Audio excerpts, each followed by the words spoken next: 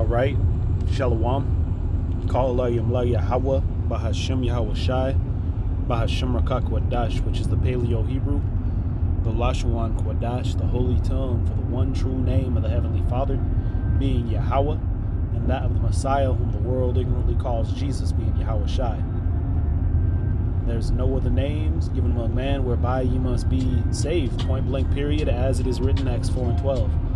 I'd like to give double honors unto the elders and the apostles at GMS Square Millstone, who have taught me this truth through the spirit and power of Yahweh Shem Yahweh Shai, and who do rule well today, in a sincere peace, love, blessings, salutations unto all those of you hopeful, faithful, potential members of the elect out there doing the best to make the calling of your election short. Lord willing, this be edifying, man. And it's just going to be a lesson in regards to prophecy, man, and one of the chief prophecies to take place to show us what times we'd be in, man, when it takes place. This is 1 Corinthians chapter 15, and let's see, we'll go ahead and start at verse 21. It says, actually, we'll go ahead and hit verse 20. It says, but now is Hamashiach risen from the dead, and become the first fruits of them that slept. You see that, man? So Yahweh Shai is the first to be glorified, the first to overcome. What did he tell?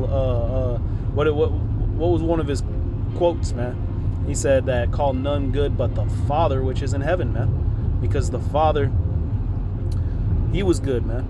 He is good, right? He ain't in the flesh, man. Like Yahweh Shai was, like we all are. You see. But once Yahweh Shai fulfilled his mission, you see, he became what? The first fruits of them that slept, meaning what? He was quickened from the flesh to the spirit entirely, man. You see? Verse 21, he's been given these new incorruptible bodies in which this chapter is entangled in. In fact, we'll go ahead and jump down so I could get that. Verse 53, it says, for this corruptible must put on incorruption. You see that, man? So the corruptible, being this flesh, has to put on incorruption, man. It says, going on, it says, and this mortal must put on immortality. Hey, in other words, right, being resurrected, man. Being made from mortal to immortal. You see? Yahweh Shai again was the one to overcome and fulfill this. Now he's made it possible for us, man. But first we got to get through our walks in this flesh. You see, which we'll go ahead and expound upon here shortly. Let me go ahead and continue reading. Verse 54, it says, so when this corruptible shall put on incorruption, and the mortal shall have put on immortality, then shall be brought to pass the saying that is written, death is swallowed up in victory. O death, where is thy sting? O grave, where is thy victory? The sting of death is sin, and the strength of sin is the law, right? Because when you go into the new covenant, it's going to result in what? The laws being written within the elect, man, of the nation of Israel. So therefore, if that law is written within them, then death will no longer be a thing, because according to 1 John 3 and 4, the definition of sin is the transgression of the law. So we won't sin, because the law is written within us, therefore we will not die. In other words, we will be new creatures, man. Having the laws written within us, man. Not having this weak flesh upon us. You see? So anyway, let's go ahead and jump back. 1 Corinthians chapter 15 and verse 21. Verse 20, we'll read it again. It says, but now is Hamashiach risen from the dead, and become the first fruits of them that slept, right? So he was the first one to be quickened, man. You see? Verse 21, it says, for since by man came death, by man came also the resurrection of the dead. Right. It's going to expound upon it. Verse 22, for as in Adam all die, even so in Hamashiach all are made alive. So we're able to be brought to immortality, to everlasting life, like the scriptures say, through Yahweh Shai, because we're going to have the laws written within us. We're going to be in perfection, man. Verse 23, it says, but every man in his own order, Hamashiach, the first fruits. You see, every man in his own order. We just read that Yahweh Shai, Hamashiach, was the first fruit, right, of them that slept. But as we continue, it reads, afterward, they that are Hamashiachs at his coming. So the rest aren't going to be quickened, who are Yahweh Shai's, until he returns, man. That means we got to work it ourselves. We got this grace period to get through, man. And this grace period to utilize to basically train, man, to build yourself up in the spirit so that you could get through the hardships that await, man. The scriptures talk about Jacob's trouble and these hard times that are ahead, right? Hey, well, this is how it's made possible to get through it, man, through the spirit and power of Yahweh Shem Yahushai and the mercies of this grace period that he had established for us, man. You see? But again, the point being that, hey, the Heavenly Father is going to quicken the elect, man. And that already began in the spirit. We're already coming to life, right? Ezekiel 37, the valley of dry bones, returning from a dead estate to a living state, man.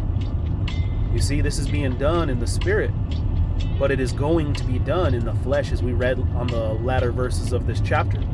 You see, it is going to be done in the flesh, man. The Heavenly Father was prophesied that he will raise up particular jakes to fulfill prophecy and go out and prophesy, man. In fact, the scriptures tell us that the prophets of ancient times would be back, man. Let's go ahead and grab one of those precepts real quick, because there are many like ones accordingly. But I'm going to go ahead and grab one that comes to mind. 2nd Esdras chapter 2 and verse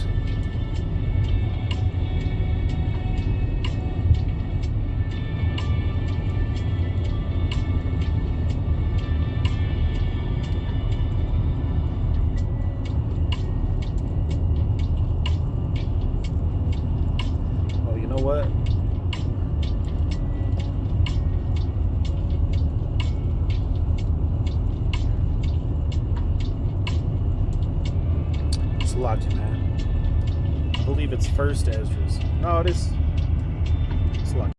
There we go, man. 2nd Esdras chapter 2 and verse 16. It says, "And those that be dead will I raise up again from their places, and bring them out of the graves, for I have known my name in Israel.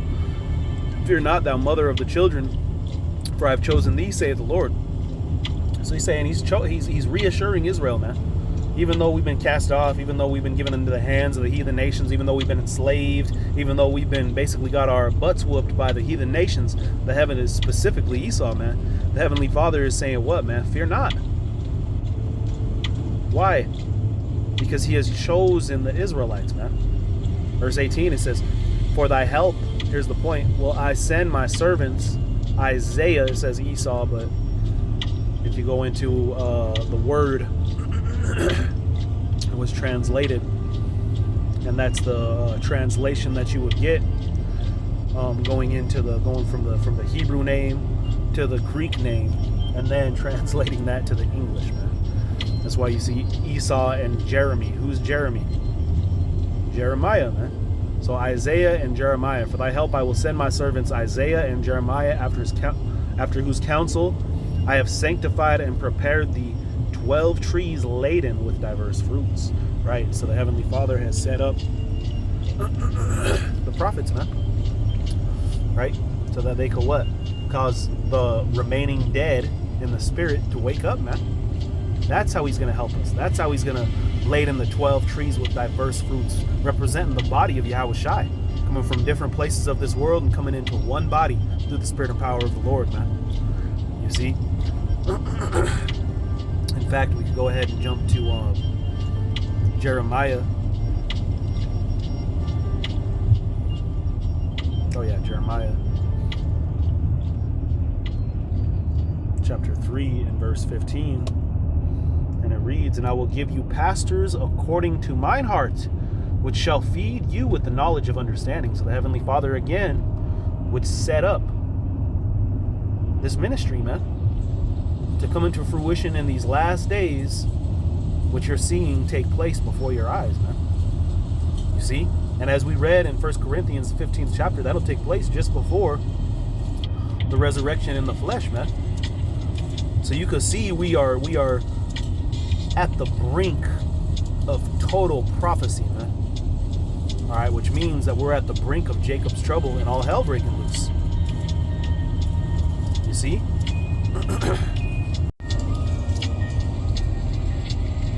This is Isaiah chapter 44 And verse 1, it says, "Yet now hear, O Jacob my servant, and Israel whom I have chosen. Thus saith the Lord that made thee, and formed thee from the womb, which will help thee. Fear not, O Jacob my servant, and thou Jerusalem, whom I have chosen. For I will pour water upon him that is thirsty." And how is he going to do this, man? We read it already. By what? Given for thy help the prophets, man. Right? Daniel was told that he would go serve serve his lot at the end of days, man, and that he would rest. You see, so Daniel did what he did in his flesh, completed it. We got the book of Daniel to reflect on, and Daniel is gonna have to what? Stand his role as a prophet again at the end of days, man. You see, so the Heavenly Father deals with regeneration according to the elect, man, according to the prophets. All right, that's why I was told John the Baptist that he was Elijah, man. Going on, it says, verse 3, "For I will pour water upon him that is thirsty, and floods upon the dry ground. I will pour my spirit upon thy seed, and my blessing upon thine offspring." You see, and that's what took place, man. The land was become desolate, dry, trodden underneath the foot of the heathen. We're soon to Luke 21 and 24. You see? But he's going to make us what? A spring of waters once again, man. You see? He's going to make us what? Like the Garden of Eden once again. Verse 4, it says, "And what did it say to his offspring, man?" So now you see that take place today. Who were the offspring? They're making themselves known in these last days, man. In fact, the book of Isaiah chapter 11 says this,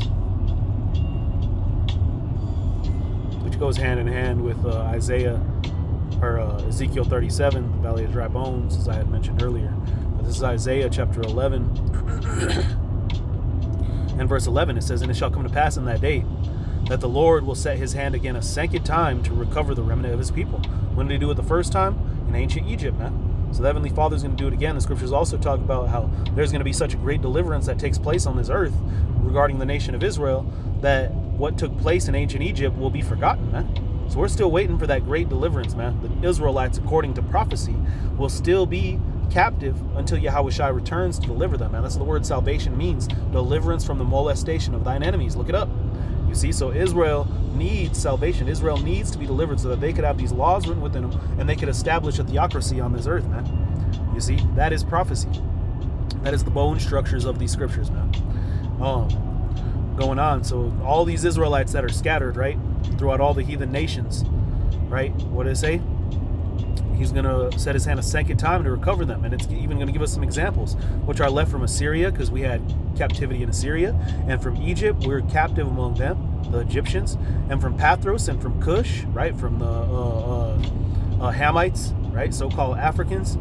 And Elam and Shinar, right, the East Indians, man. And from Hamath and from the islands of the sea, from all nations, man. From even the islands, we have been scattered. You see, so you have Israelites scattered throughout all of these nations. That's why the book of James, chapter 1 and verse 1, starts out with what? Greeting to the 12 tribes which are scattered abroad. Because these 12 tribes in the last days will wake up, return from wherever they were, and read these scriptures, man. Digest these scriptures. You see? Verse 12, and this would be what? A sign.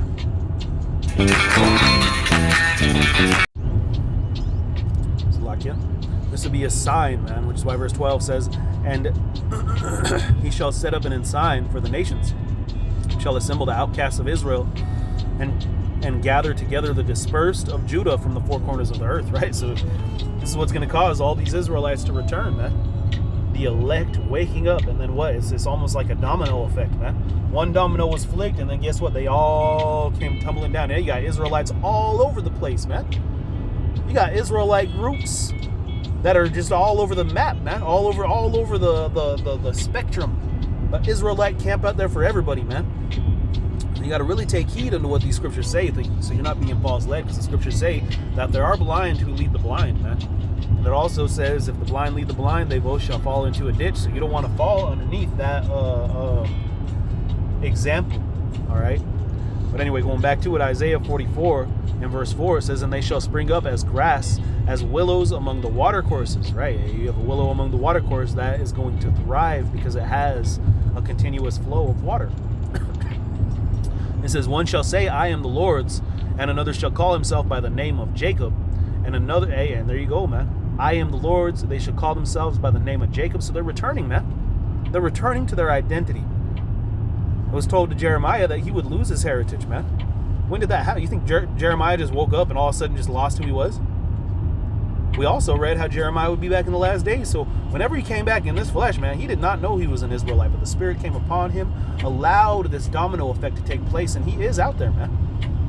Along with Isaiah, along with Daniel, along with all the prophets fulfilling their role at the end of days, man. You see, we're living in a very spectacular time according to prophecy, man. But anyway, finishing off the verse, it says, and another shall subscribe himself with his hand unto the Lord, and surname himself by the name of Israel. And this hits prophecy perfectly, man. Surname yourself, meaning what? Yasharallah. By the name of Israel, Israel, the word Israel going into the true word being Yasharallah.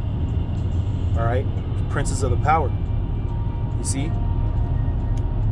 and through the Spirit, right, we've come back to our true identity.